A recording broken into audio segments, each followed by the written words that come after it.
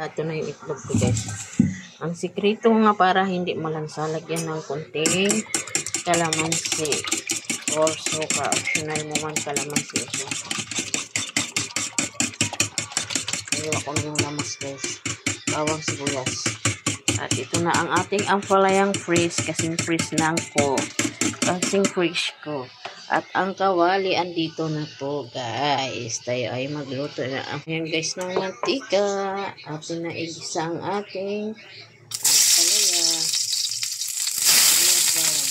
Kain kung ano inahin mo. Ampalaya naman tayo, guys. Kasing fresh na nga. Fresh ko yung ampalaya. Lagyan natin si ampalaya. Guys, isa natin yung itlog pala. Lagyan natin yung itlog.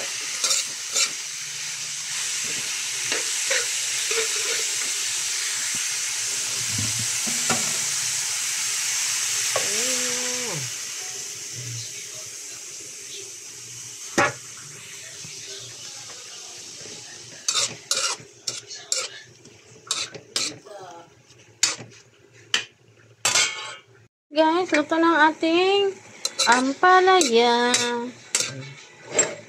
Diba? Ayan, secret pa ng ano. Ampalaya na naman tayo.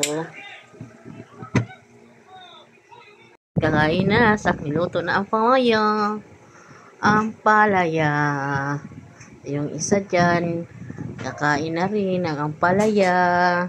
Para gumanda ang busis. Pampaganda pala busis ang ampalaya. Kakain, guys. Bubuin nyo yan.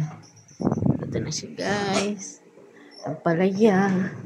Ampalaya with fish. Yung anak mo yan sa fish. Kain na tayo, guys. What is this? Mana.